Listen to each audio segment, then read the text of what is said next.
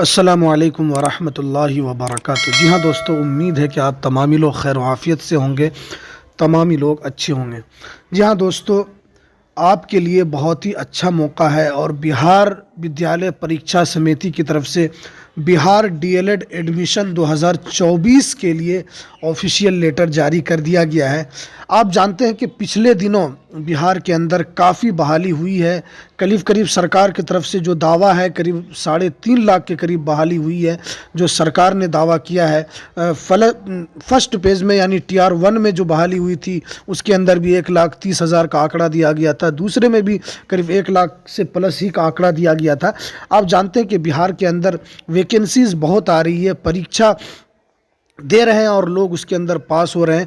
तो अगर आपको भी सरकारी उर्दू टीचर बनना है और आपने भी अभी सपना देखा हुआ है कि हमें भी टीचर के अंदर शामिल होना है और हमें भी एक शिक्षक बनना है, तो आपके लिए ये एडमिशन बिहार डीएलएड 2024 आप कर लें, क्योंकि इस वक्त आपके पास बहुत मौका है। आपके पास क्या क्या डॉक्यूमेंट्स होना चाहिए और आप इस फॉर्म को कैसे भरें, कहाँ से भरें, आपकी एज क्या होनी चाहिए, तमाम जानकारी आज मैं आपको इस वीडियो के अंदर बताएंगे। तो वीडियो शुरू करने से पहले आपसे एक छोटी सी रिक्वेस्ट है, आप अगर हमारे इस चैनल पर नए हैं तो इस चैनल को ज़रूर सब्सक्राइब कर लें, बेल के आइकन को ज़रूर प्रेस कर लें। तो चलिए हम वीडियो को शुरू करते हैं।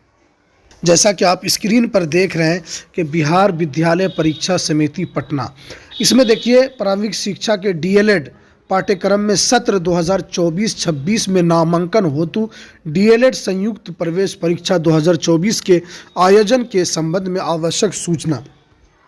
यानी अगर आप इस मर्तबा डीएलएड कर लेंगे तो अब इसके अंदर एक फ़ायदा है आपको डीएलएड करने में। पहले ये फ़ायदा नहीं था, अब ये फ़ायदा ये है कि पहले आप डीएलएड करते थे और आपका जब तक डीएलएड का 1 साल नहीं होता था तब तक आप सीटेट नहीं दे पाते थे।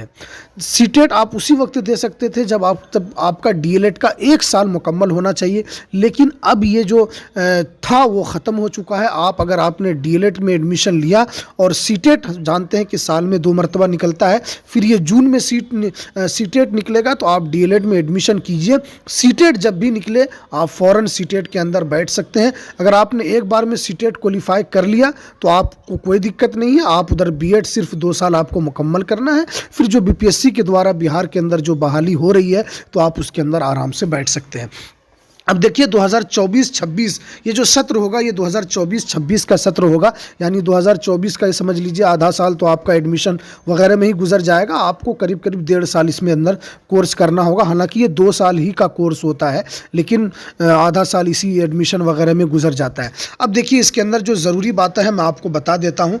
इसमें देखिए प्रारंभिक शिक्षा डीएलएड पाठ्यक्रम में नामांकन हो तो इसमें देखिए कब से कब तक आप फॉर्म भर सकते हैं ये भी इसके अंदर दिया गया है। इसमें देखिए 25/1/2024 द्वारा आपका कम से कम 24-26 सत्र है और आलोक में सत्र 2024-26 में डीएलएड संयुक्त प्रवेश परीक्षा जना है तो एनसीईआरटी के मान्यता प्राप्त विश्वविद्यालय परीक्षा समिति डीएलएड ये तो उसका है। अब देखिए इसके अंदर ऑनलाइन आवेदन के बारे में जो बताया गया है, अब इसके अंदर देख लीजिए कि उक्त प्रवेश परीक्षा हो तो ऑनलाइन माध्यम से दिनांक 2/2/2024 से 15/2/2024 तक आप आवेदन कर सकते हैं। यानी डीएलएड का आप फॉर्म 2/2/2024 से, यानी ये करीब 3 दिन हो चुका है, 3 से 4 दिन ये डीएलएड का फॉर्म निकलने से, आप 15/2/2024 तक इस फॉर्म को भर सकते हैं।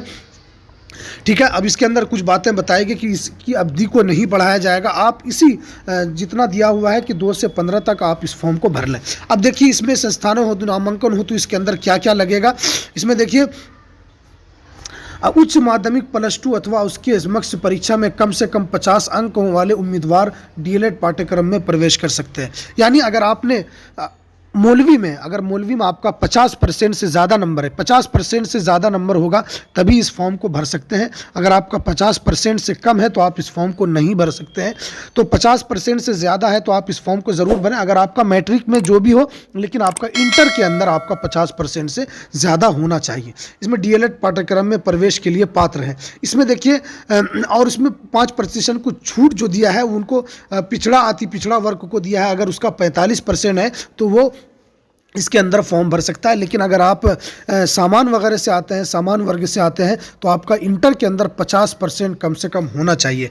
इसमें देखिए देखिए छूट अंक प्राप्त उत्तर होने वाले अभ्यर्थी का होगा। इसमें जो है कुछ बातें हैं कि किस किस तरह सिलेक्शन होगा। इसमें देखिए एज लिमिट क्या दिया है, आपकी उम्र कितनी होनी चाहिए, यानी अभ्यर्थी की न्यूनतम सीमा 1 जनवरी 2024 को 17 वर्ष हो जाना चाहिए, यानी आपका उम्र कम से कम 17 वर्ष होना चाहिए और सभी कोटि के लिए होगी, यानी चाहे वो किसी तरह का भी हो, चाहे जनरल हो, ओबीसी हो, SC ST, अति पिछड़ा, अनुसूचित जाति जनजाति, सबके लिए इसके अंदर एक ही है, 17 वर्ष आपके अंदर होना चाहिए, उसकी ज़्यादा की कोई लिमिट इसके अंदर नहीं बताई गई।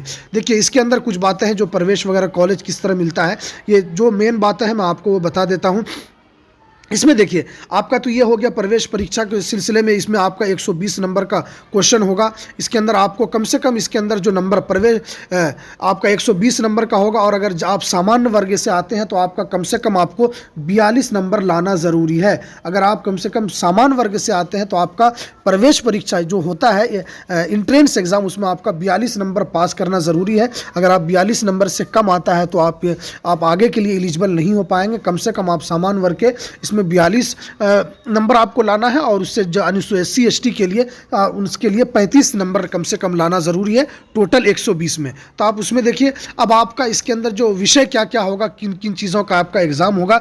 इसमें देखिए अगर सामान्य हिंदी उर्दू, अगर आप हिंदी चुनेंगे तो आपका हिंदी, उसके बाद ये जो तमाम चीज़ें ये सब रहेगा। और अगर आप हिंदी नहीं चुनते हैं, अगर आप सिर्फ उर्दू चुनेंगे तो उसमें आपका 25 नंबर का उर्दू हो जाएगा, गणित 25 नंबर का होगा, विज्ञान 20 नंबर का, सामाजिक अध्ययन 20 नंबर का, अंग्रेजी होगा सामान्य उसके बाद देखिए तार्किकता विश्लेषण समझा जो है वो 10 नंबर का होगा, टोटल 120 नंबर का होगा। अगर आप हिंदी लेते हैं तो आपको उर्दू नहीं लेना है, अगर आप उर्दू लेते हैं तो आपको फिर यानी हिंदी उर्दू में से आपको एक चुनना है। अगर आप हिंदी लेते हैं तो उसके अलावा फिर ये जितना है वो सब है। उसके बाद अगर आप उर्दू लेते हैं तो इसके अलावा आपको ये लेना होगा। तो तमाम चीज़ें हैं, आपका 25 नंबर का ये होगा टोटल। इसके अंदर देख लीजिए 120 नंबर है, 20 नंबर इस तरह का है।